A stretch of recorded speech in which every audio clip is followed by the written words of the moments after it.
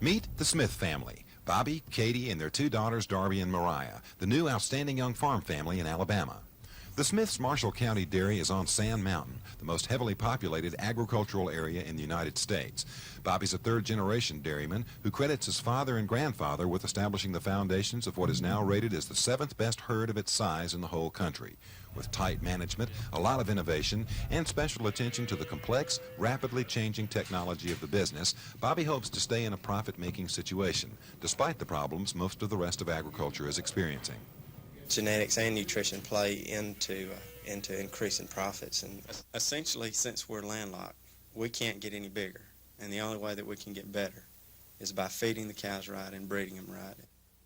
Katie Smith is a news and feature writer for a nearby newspaper. She's especially attuned to the difficulty most non-farmer reporters have in explaining the challenges facing agriculture. I think so often people that don't understand it, that are reporting it, can't really explain the nuances of it and that kind of thing. And that's something that I really, really feel dedicated to try and make sure the true story gets across, not just the bad stuff, but the good stuff as well. The equipment at the Smith Dairy isn't high-tech, but the system works just fine. The Jersey herd seems to know the routine well, a fact Bobby and Katie really appreciate since the first milking begins well before dawn, when most of the rest of us are still sound asleep. From Marshall County, Holly Midgley reporting.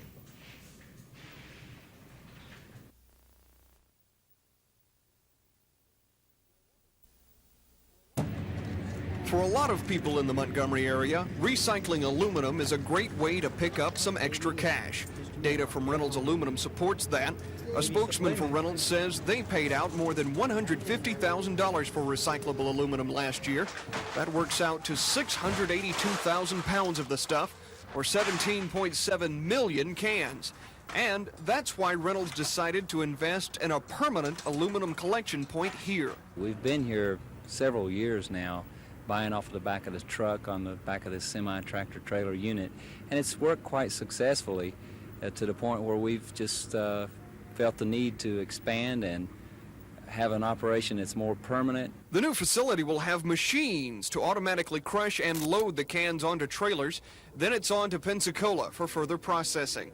Church says by crushing the cans here, the number of them that can be shipped will triple, which means their new facility should quickly pay for itself. We feel like it'll more than offset just for the transportation. Church says more people can be handled faster at the new facility, which will be right behind where Reynolds now accepts aluminum. That's 4 blocks east of I-65 on the southern bypass.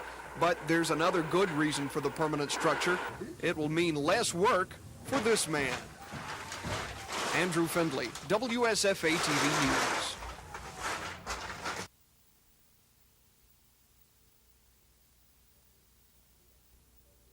Montgomery. Best wishes to all of you.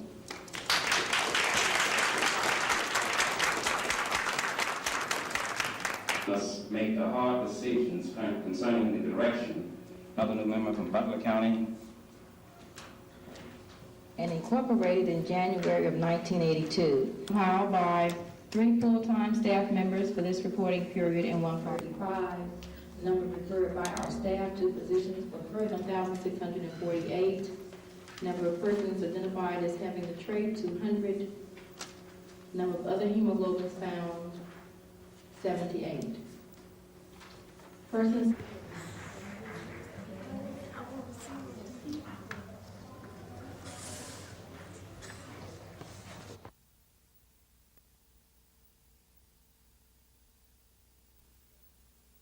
per se can best be seen as a coalition of ultra-conservative groups in nature, such as Jerry Falwell's Moral Majority, or it's now just been renamed censorship thrust in the New Right, seems to derive most of its energy.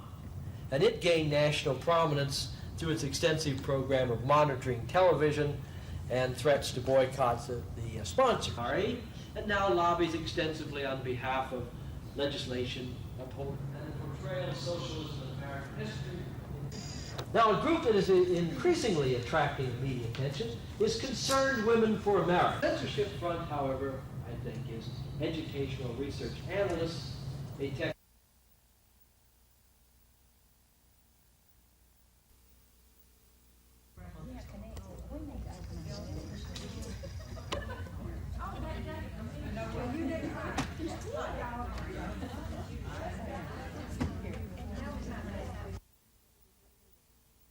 We hope to come out of this meeting with a resource center, a clearinghouse.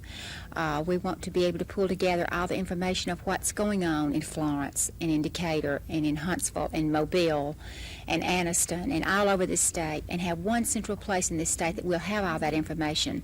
So when I have a call from somebody in Birmingham who wants to put together a program on child sexual abuse, that I can give her the name, telephone number, and all the information she needs about where to go for that information.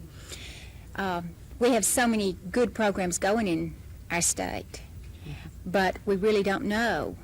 We don't have any sort of organization so that the people in one area of the state know what's going on in the other.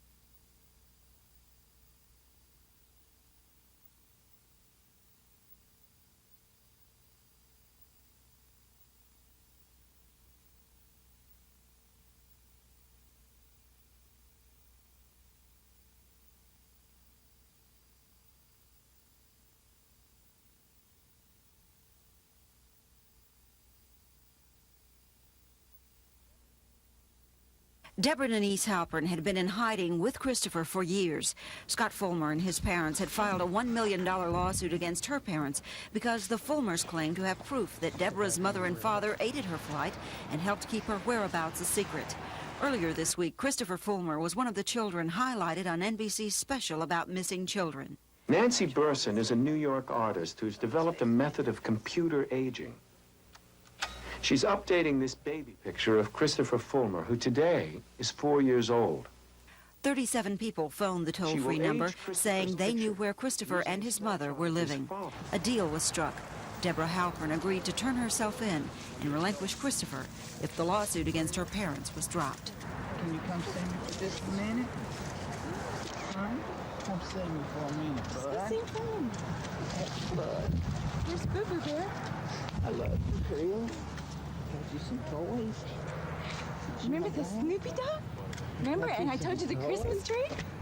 Got you some toys, bud. I got you a little truck that you can sit in. It runs by itself. Ooh. Yeah. Tell him what else you like, honey. With a blue truck. I got you a fire engine. And a transformer. You do. I've got you some transformers. Uh-huh. I told you, didn't I? Deborah Halpern was asked what made her turn Christopher over to Scott after all these years. He needs to know his father. How hard was the decision then?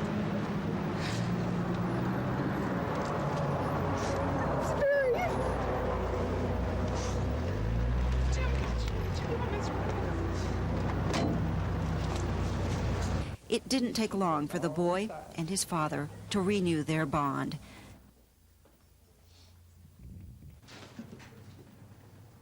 Lynn Sampson, WSFA TV News.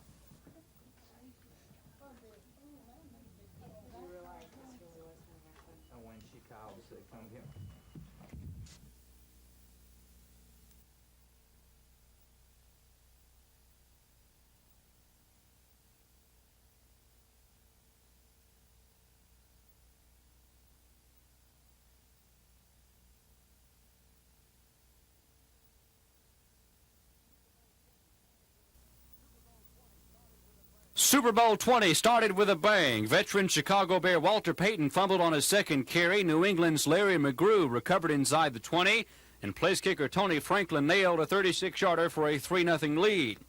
But from that point in the first quarter, it was all Chicago. Jim McMahon launched a 43-yard bomb to Willie Gault.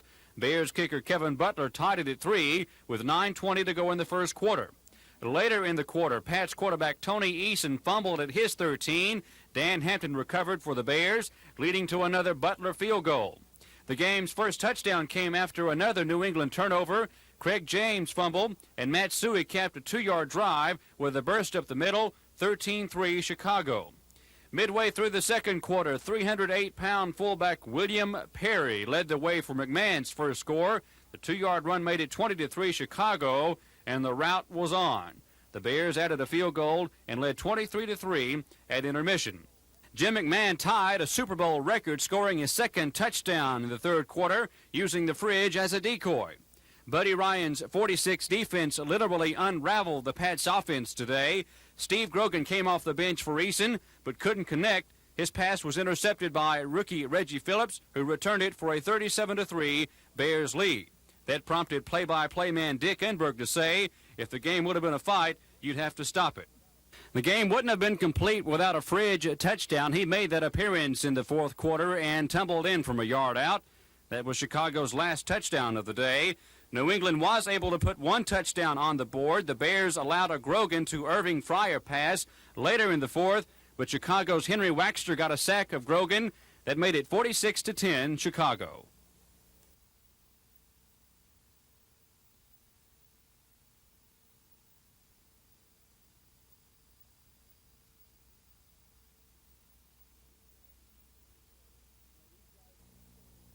You know, these guys, we're going to enjoy this tonight. We're going to enjoy it for probably for the next 6 months. But when we come back to work, we come back to work. You know, we don't let success get to our head. That's one thing about these guys on this ball club. They really believe in winning. We don't believe in just going through the motion. Well, yeah, I thought we got a little sloppy at the end with the penalties and some of the things that happened at the end. And I wanted to get Walter into the end zone. That's where we were trying to do some things. And we really didn't have the right plays down at the goal line to get him in, really. We didn't have the right, it wasn't designed that way. We designed the offense to try to score, and we didn't even look who had the ball, and we just didn't have the right plays for him down there. They might not have scored. You know, I was hoping to see that goose egg just like Otis predicted, and I think had I not screwed up the first call, it might have happened.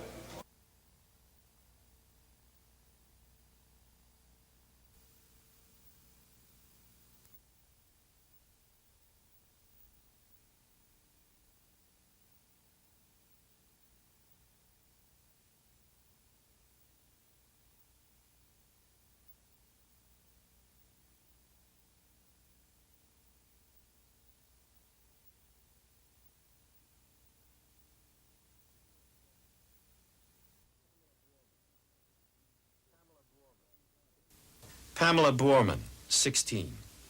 Sean Bradley, 14. Kelly D. Brown, 7. Joshua Capo, 7. Christina Casey, 16. Timothy Davison, 5. Christopher Fulmer, 4.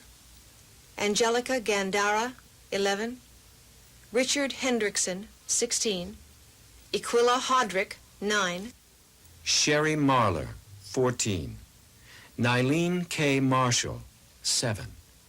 Katie Morris, 4. Landon Rowe, 5. Audrey Vanessa Ruff, 2. Alicia Smiley, 4. Benjamin Lee Studer, 5. Sandy Sunderland, 9. Angela Udell, 16. Abhijit Undi, 2. If you have any information regarding one of these children, or when I grow up and have a job, I might put my child in daycare. Do it real well. In fact, with all due respect to those of you who continue. So we know we're spending a lot. Like what? But what we're trying to do is let people know that there are things they can do in their own communities to make a difference. Helping new parents get off to a good start so they know how to be parents. Helping children know how to protect themselves so that if someone approaches them and attempts to abuse them, they know how to say no and how to reach out for help. For sure. Getting a lot more help from people who are more willing to do something about it. Now, like you were talking here, do the first-time baby. The violations allegedly involved non-existent crude oil purchases from tankers at Mobile Bay. Security spokesman Bob Prince. Patrick represented that as boatloads of crude oil came into Mobile Bay, if he was there on the dock with the cash money, that you could purchase a crude oil. He raised investments from investors in North Alabama by representing that he could return them a profit of 10 to 20% in 2 weeks. So far, no trial date has been set for Patrick, but if convicted of violating Alabama's security laws, he faces a 10-year prison term and a $5,000 fine on each count. Norman Lumpkin, WSFA TV News reporting. Alabama's education budget totals $2.2 billion, and while taxpayers are footing this huge bill, fewer people are becoming teachers. This subcommittee will advise the governor where funds to recruit more teachers will go. Today, each member received a draft report from the Truman Pierce Institute for the Advancement of Teacher Education in Auburn. The report contains startling facts about a teacher crisis and recommends ways the state can deal with the problem. The report says in 1981, 6,002 Alabama teachers were certified. Last year, only about half that number were. And half of those certified leave the profession in the first 5 years on the job.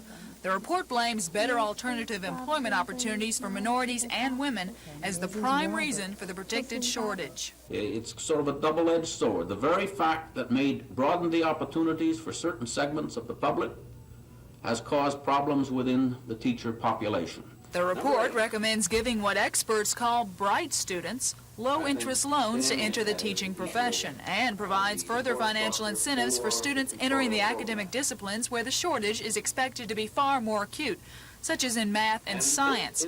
Also, the report indicates education is a white, women-dominated field and recommends financial incentives for male and minority students. Subcommittee members are expected to develop a final report and submit it to the governor in 2 weeks. Lisa Walsh, WSFA TV News. But clearly you can see the recommendation. The budget cuts are tough news for a department which received its first clean financial audit in 10 years from state examiners last year. The system has been under a federal court order since 1972 to improve treatment of mentally ill patients by treating them in less restrictive community programs. The acting commissioner of the mental health system says losing the money jeopardizes any chance of relief from that suit. We won't be able to do that because community alternatives won't be there for us to place people in. Secondly, we won't be able to treat people as well as we could otherwise. Budget cuts also mean mental health won't be able to provide adequate transitional treatment for current patients going back into the community, another provision of the federal suit. But Poundstone says he's working with the administration and the legislature to restore the cuts. Poundstone says 900 mental health employees could lose their jobs, 700 beds in mental health facilities could be eliminated, and over 9,700 people who are currently treated in community programs around the state will not be treated in the future unless these cuts are restored. Andrew Findlay, WSFA TV News. Missing you. So here we are. We thought maybe they would. Abigail McKinnon, Penson Elementary School, Jefferson County. I've been just really astounded at the way that she has said the same things that I have said, and she is talking about her deep feelings about the space program and about her profession. And I'm very proud of her. I feel like a little piece of me is going up there with her. It was empty. They mailed an empty Pepsi can. This is one of the first to research and engineer. And I enjoyed working with that. Now a lawyer or an engineer or a logger made it. I don't today. And also teachers needed a little pickup, and when more was being demanded of students and teachers, and it really helped. I feel like when the shuttle does go off, Krista McAuliffe goes in space, I feel like I'll be right along with her, and I feel like these other teachers share that feeling. Working with that. My latest involvement with Excuse me, the shuttle. And they've really got enthusiastic about it. And the medical research that's being done will help prolong life and help life here on Earth and make. I feel like a little piece of me is going up there with her. I just feel a real closeness because we seem to be on the same wavelength. I think she's represented the teaching profession extremely well, and we should be all proud that she was the one chosen to go up for us. State school officials selected these 5 teachers as among the 10 finalists in Alabama. Then the list narrowed to 2, Birmingham High School teachers Pamela Ball and Sophia Clifford. Even though NASA did not select an Alabamian to fly aboard the Challenger, our state's finalists remain enthusiastic supporters of the Space Shuttle program. I have gotten so excited about the space program, and I wanted to relate this to my children. These students are inspired by rocketry. They're inspired by a new breed of hero, and I feel that the astronaut is the hero of the second half of the 20th century. These teachers say there's no doubt the Teacher in Space program has stirred on both teachers and students to learn more about the Space Shuttle and how it will affect their lives. Cal Calloway, WSFA TV News.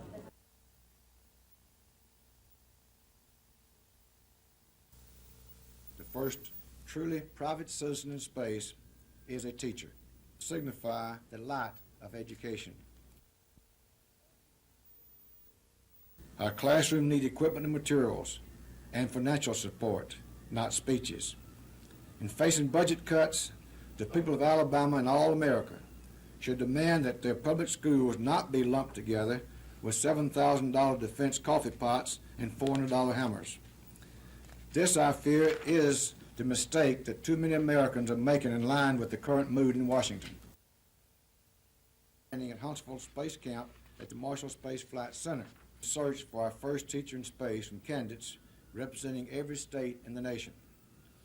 In this stiff competition, Ms. McAuliffe of New Hampshire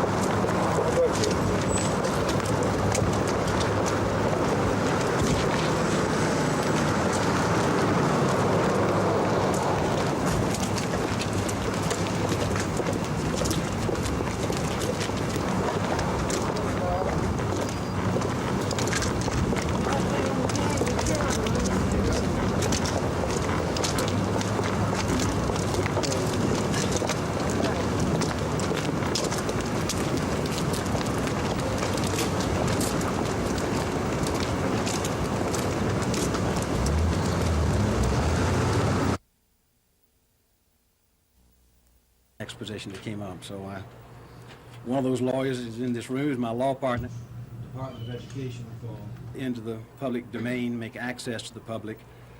Most of the last 10 years, I have specialized or limited my practice to the appellate end of the practice. The appellate end, of course, is after the trial is over, the appeal courts hear it, and for most of the last 10 years, I have specialized in appearing before appellate courts in litigation that in which my firm was involved. And I believe my talents as a lawyer are mainly in the area of reading, research, and writing, and that's pretty much a job description for what a... I think if you approach the business community, that will create jobs, not only provide housing for people who live in public housing, but also create jobs in steel, create jobs in lumber, create jobs in concrete. And I think that takes a certain amount of patience and negotiating. You have to sit down and write these things up. What can we do? What can we not do? What do you need to do? A certain kind of partnership that I don't think is existing at this time in District 78. Well, yes, it should be number one, but it's in relationship. Is on the U.S.'s relationship with during his tenure as mayor of that city, and it's a tremendous... Okay. Display it in our schools throughout our city so that our children will be able to like to talk about. We're here, Mr. Buddy Sharpless, who is the Executive Secretary for the Association of Counties, Mr. John Watkins, who is the Executive Director of the Alabama League of Press, and the public, the final agenda for the governor. We recommend that they stay indoors, at least keep one room in the house extremely warm, wear multiple layers of clothes. That's the most important thing. When they go outside, be sure to have multiple layers. We're talking about gloves. The bare skin is the most susceptible to frostbite.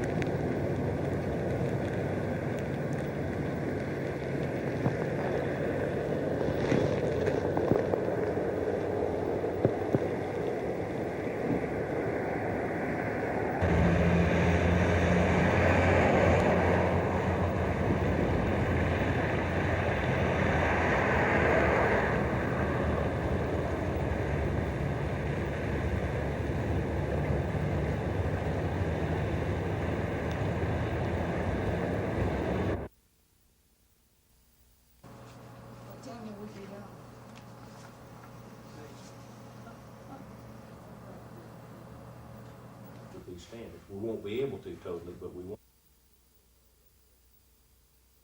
The end result, I guess, is threefold. Number one is we're talking about a reduction in the employees of the department by approximately 900. More importantly, we're talking about reductions in the bed capacity at state facilities by approximately 700. And the last item, I guess, a reduction in community programs. The total impact is on the people who will not be receiving services that are presently receiving services. And that's what we're all about as a human service agency.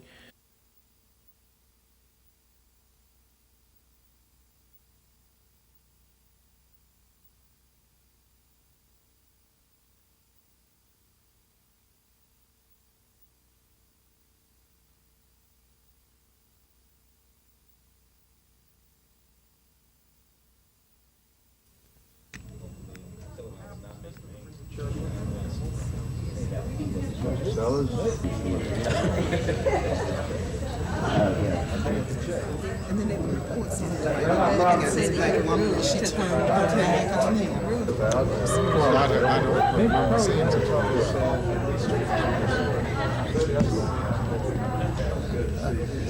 Oh, well, that's the nice thing about having money. Well, my he's going to take another one.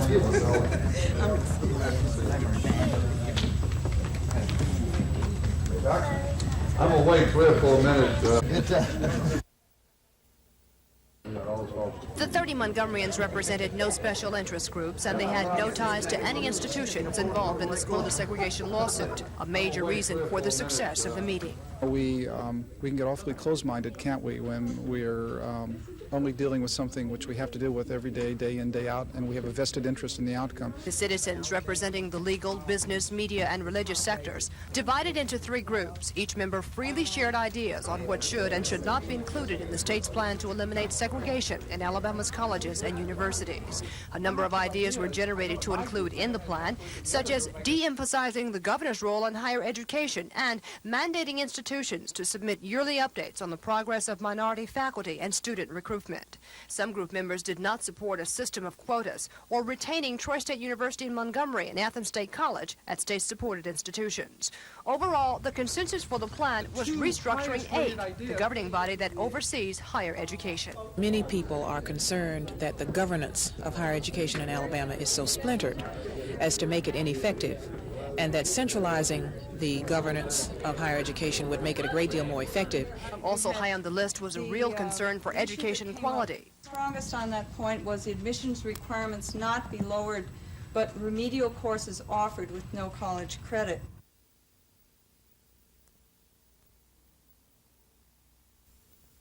University of Oklahoma. And I know there may be some strong feelings on this, but that's what... He is currently on leave as a senior research fellow at the Center for Aerospace Doctrine, Research, and Education at Air University. We announced we're going to engage in a secret operation. You find it in the Washington Post. In essence, we are going to have to reckon ourselves as a democratic system to the need, indeed, for the public's right to know, certainly. But in this war in the shadows, we must not telegraph our blows.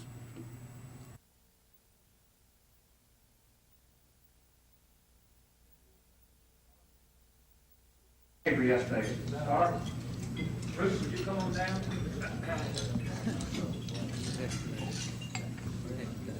More wisdom, any more foresight, any more research, or any more on the target aspect.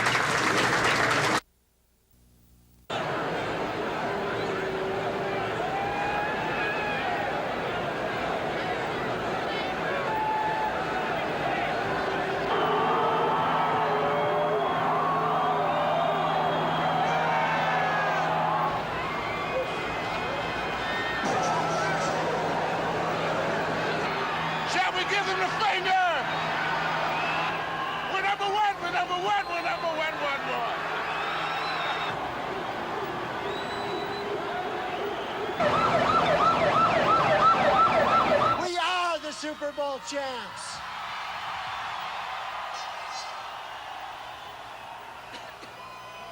Woof, woof, woof, woof. Yes.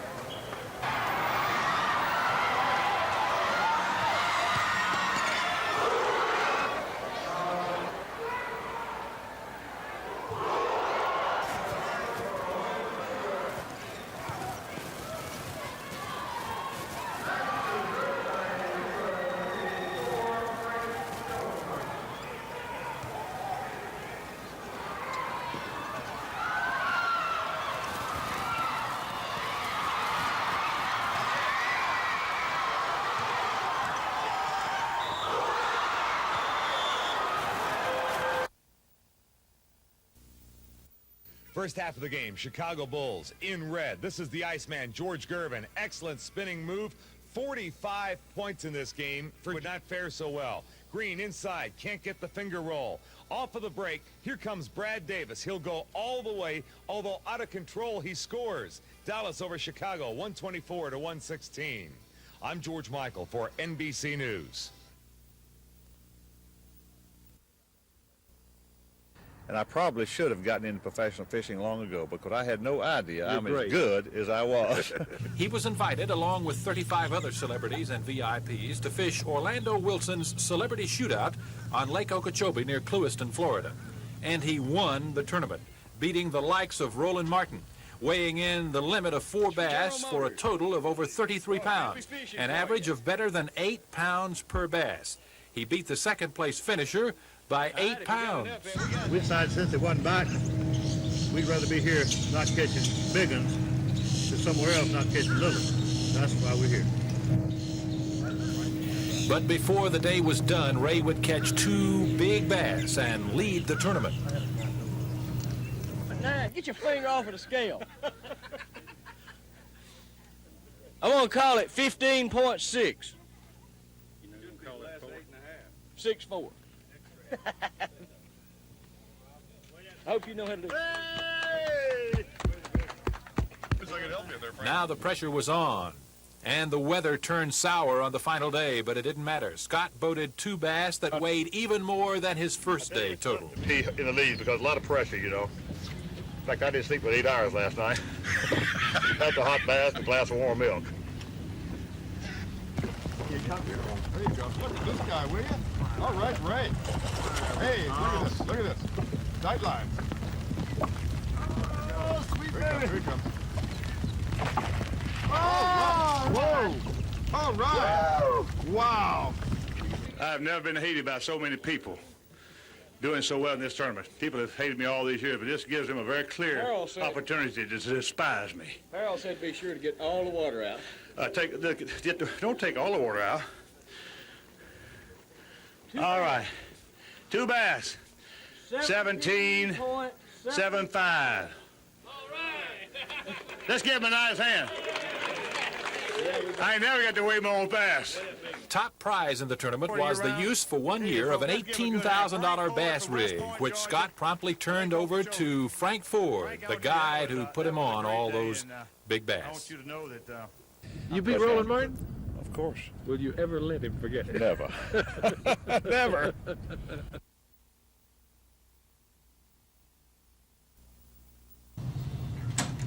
Anybody else on the conference committee want to? And then I believe that the conference committee would intend to meet. Familiar with what those are. So Dan, let me. I get good many more people than the 6 conferees.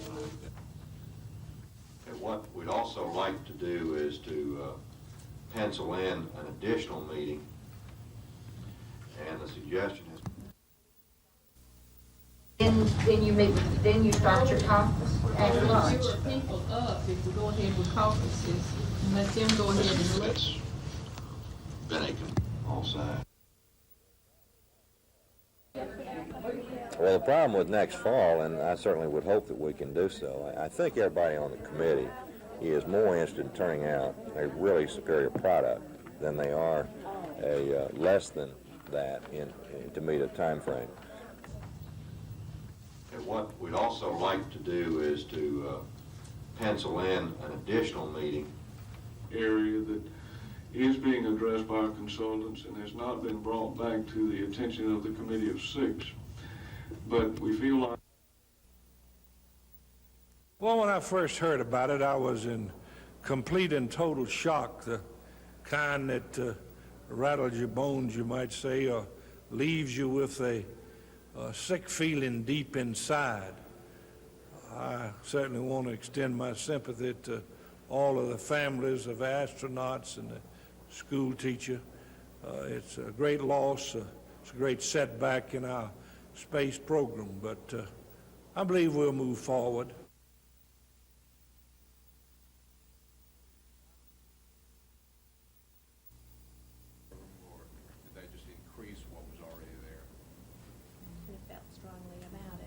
But having the camp experience just increased that excitement and really made us want to go to space. Dolphin Island with my family, and we went out. Training at Huntsville Space Camp at the Marshall Space Flight Center. And drew some shuttle shots for it. I don't know, but I feel that probably it was made by probably now using the technology that was a spinoff of the space program, and this was an important part of his life. This rocket hasn't been made. There are the external signs of tragedy. Flags at half-staff, disaster-sized headlines, headlights burning in broad daylight, reactions to an event that affected each of us in a personal way. Well, you sit there and it's just pitiful. You almost just want to cry about it. I really hate it. I really do. It's bad, very sorry. I think it's a terrible thing, but I guess it's part of life for finding things out about the future. And I hope the next one will be successful as the first one was. Some of us found out early in the day about the tragedy. Others didn't learn of the explosion until much later. It's terrible, and I was completely shocked. I just pulled up to get a paper and saw the headlines and couldn't believe it. The news that the first teacher in space had apparently been killed hit hard. And we turned on the TV and we saw about it. How did you feel? Well, it was very upsetting, and our teachers cried, and I was just thinking if that was my mom on TV, I wouldn't know what to say.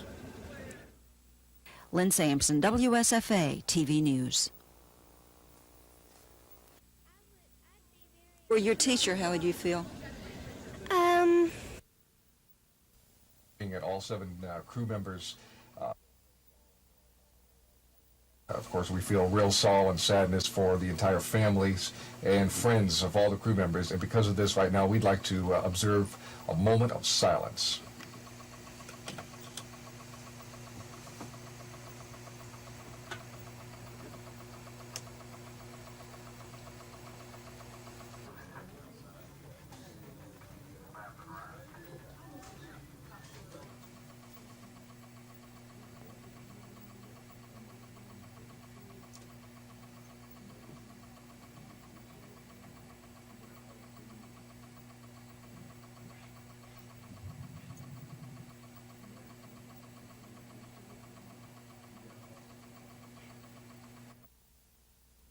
Like this time, 600 plus teachers who are potential teachers who could not pass the oral exam dollars and plaintiff's attorney's fees, and we still don't have a teacher examination for the state of Alabama.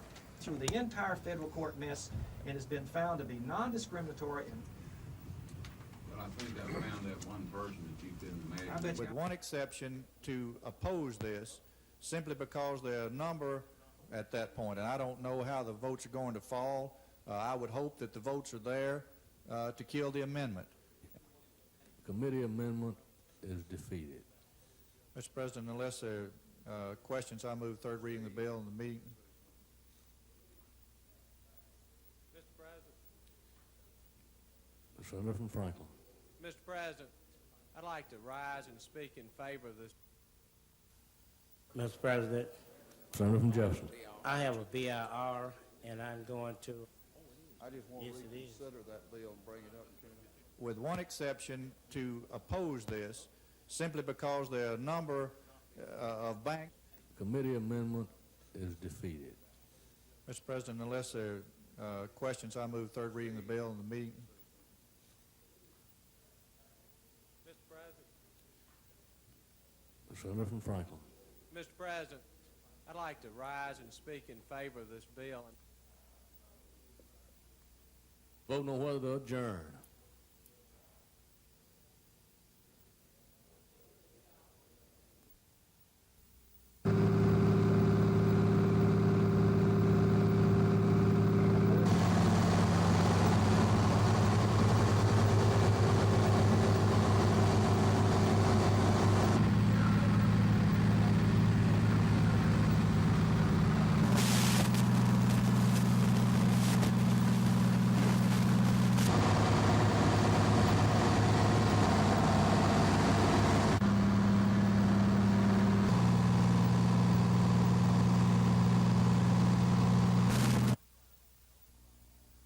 Challenger, go at throttle up. Challenger, go at throttle up.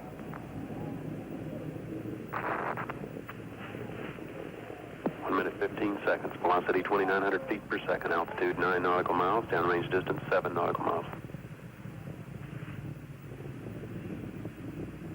We have main engine start.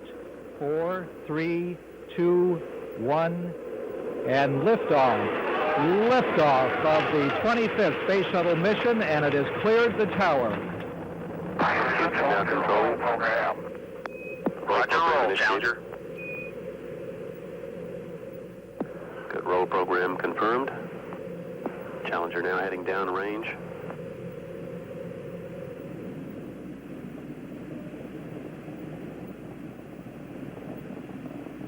Engines beginning throttling down now at 94%. Normal throttles for most of the flight, 104%. We'll throttle down to 65% shortly. Engines at 65%, 3 engines running normally, 3 good fuel cells, 3 good APUs. Velocity 2,257 feet per second. Altitude 4.3 nautical miles, downrange distance 3 nautical miles.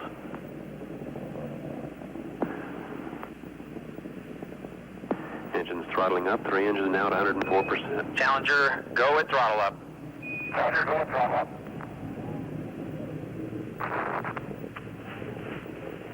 1 minute 15 seconds. Velocity 2,900 feet per second. Altitude 9 nautical miles. Downrange distance 7 nautical miles. So once again, the president is concerned.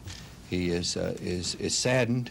He is very anxious to have more information on it. At the moment, as I say, we're learning most of our information from what the public is getting.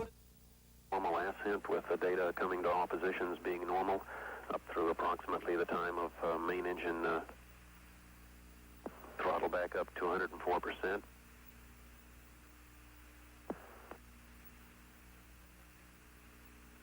At about approximately a minute or so into the flight, there was an apparent explosion. The flight dynamics officer reported that tracking reported that the vehicle had Dick Scobie was a friend of Bob Bazel's and said to him recently, there's a possibility that one of these could blow up one day. Gregory Jarvis, a Hughes aircraft payload specialist, also on board. He'd been waiting for years for a mission. The payload specialists are the people who work with the experiments, of course.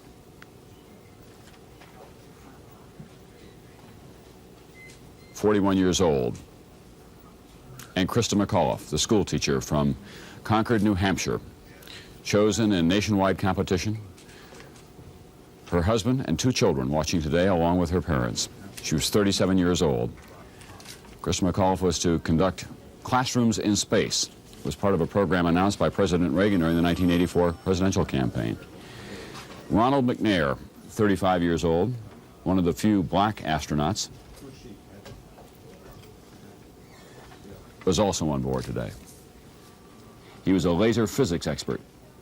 He enjoyed what he called the fantasy of space.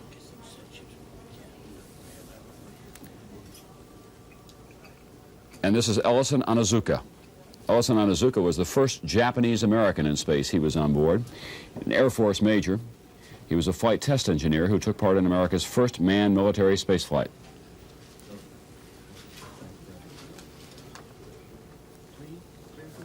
Judy Resnick, who'd made an earlier flight. She helped pave the way for sexual equality for women in space. She was looking for a way to broaden her career as an electronics expert when she left her native Akron, Ohio, looking for the adventure of space. Enthusiastic. And this is Michael Smith, the 40-year-old shuttle co-pilot, a crack naval aviator and test pilot. They like nothing better than an afternoon of quiet woodworking or a quick game of squash. He had flown 28 different types of civilian and military aircraft, logging more than 4,200 hours of flying time, including 3,900 hours in jet aircraft. The can-do crew of the Space Shuttle Challenger, now apparently lost in a tremendous fireball explosion out over the Atlantic Ocean off the coast of Florida. Plaque which will hang at the center, which will honor Robert's memory from now on. This plaque will hang next to the portrait on I-20 in Cleveland. Like everybody said, there's no way that we could put into words. He's still making his mark. As Ed said, The State Highway Department enabled us to show this love and dedication to him, and we all love him. Alabama Tribal Council fan tour bus pulled into Talladega, Alabama for Speedway. I never knew anyone who was more dedicated to Alabama's tourism industry than Bob Hardy. More important than the fact that he was a dedicated. To his teammates, he's known as the Iceman. To opponents, he's known as Trouble. He's Jesse Phillips, 6'3" senior guard for the Auburn Montgomery basketball team.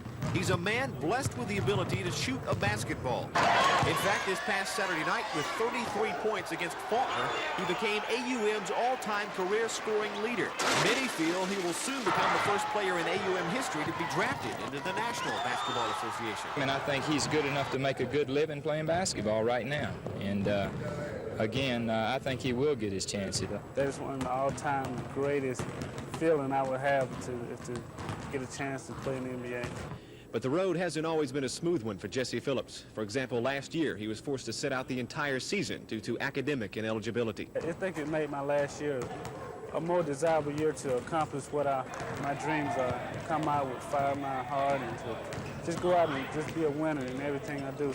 Of course, there are more obstacles to overcome if he's to become an NBA player. Some say he's too short, perhaps a bit too slow for the pros. I don't think I'm too slow. I don't think I'm too small. I just given the opportunity, we'll see. You know, we'll just see about that. Reporting from AUM, Mark Thornhill, WSFA TV Sports. They're doing the hard work, so you know, I guess I feel like it's your decision. You know.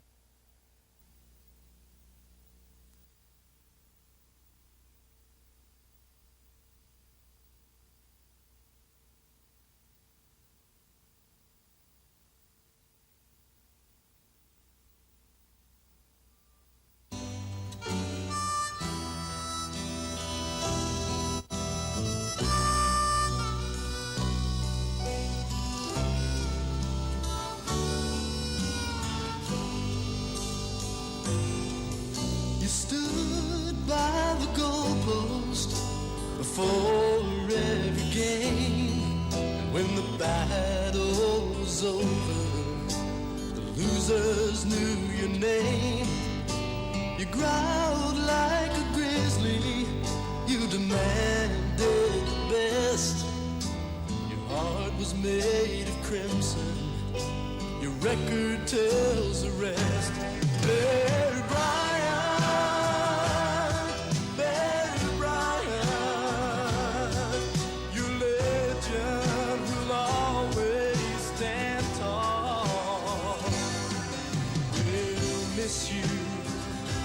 in Alabama, you made winners of the song. In the National College of Juvenile Justice, Nivens is Lieutenant. Vet started his career in radio at the age of 15.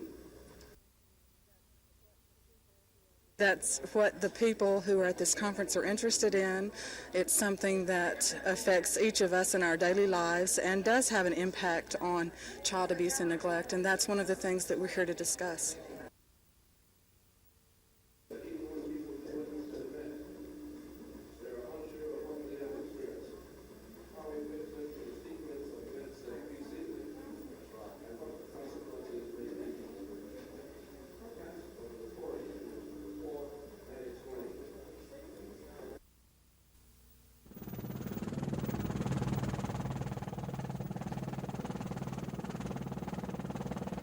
Yes, sir.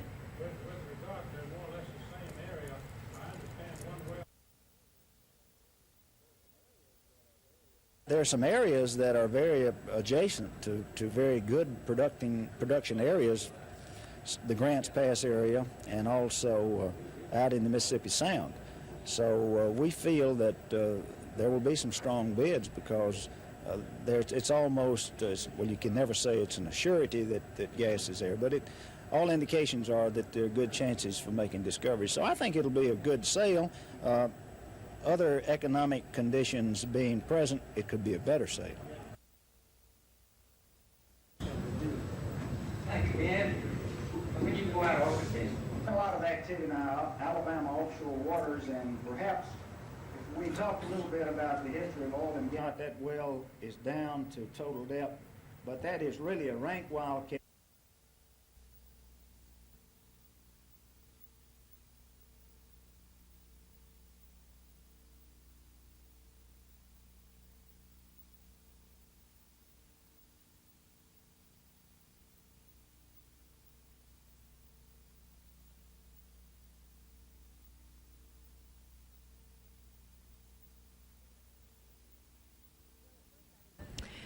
Well, at first I didn't believe it. I thought that the person who came into the school and told us was just, I said, that is a sick joke, do you mind? And then when we began to realize what was really going on, one of us had a radio in the classroom and we turned it on and heard that was what was happening, that we were all very, very upset, and it's been a very depressing day for all of us.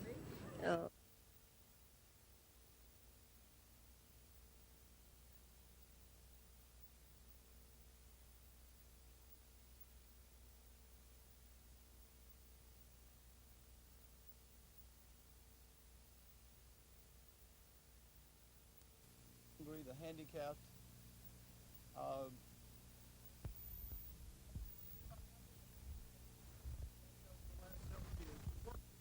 I sued the governor and the governor's legal advisor when they tried to prevent a counting of the votes on the budget isolation amendment. I might also note that the people in that case won. I believe that 1986 holds great promise for the people of this state and for the state of Alabama itself. I want to continue to serve in state government, to be a part of a new generation of leadership, to help Alabama achieve the greatness that we all know that it can and must achieve.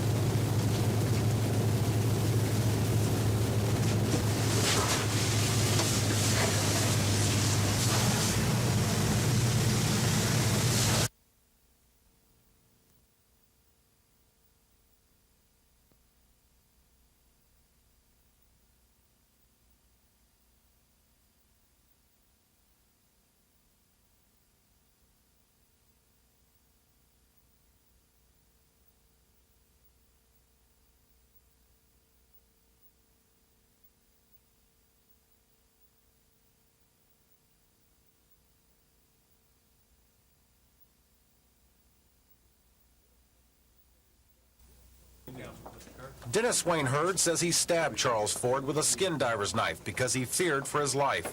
Hurd testified that he had dated Ford's wife Susan before she and Ford were married, and that Ford was jealous over that relationship, threatening him on several occasions. Hurd says Ford came to his house, threatened him, and began striking him in the face. Hurd says to protect himself, he stabbed him until Ford asked him to stop.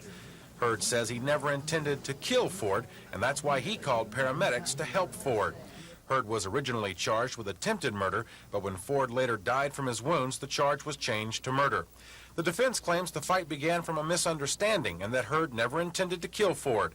But the prosecution, which rested its case this afternoon, claims Hurd never suppressed his feelings for Susan Ford and harassed her with phone calls and love letters until Charles Ford confronted him. Hurd admits stabbing Ford, but contends it was self-defense. Dean Argo, WSFA, TV News. No opposition. Okay, that's good. Now let's see about be a clear violation of the law. It appears that there is a precedent in at least one Birmingham case to seek an injunction to enjoin the chairman of the Senate Rules Committee or any other committee that is caught doing this from holding closed meetings of his legislative committee. For Susan, or even all of the examiner public. Well, let's all as a committee as a whole see what information we can get. A recall of that individual. You're talking about elected individuals? Yes, sir. As most of you know, the last 2 years have been both traumatic and joyful for Lori and myself.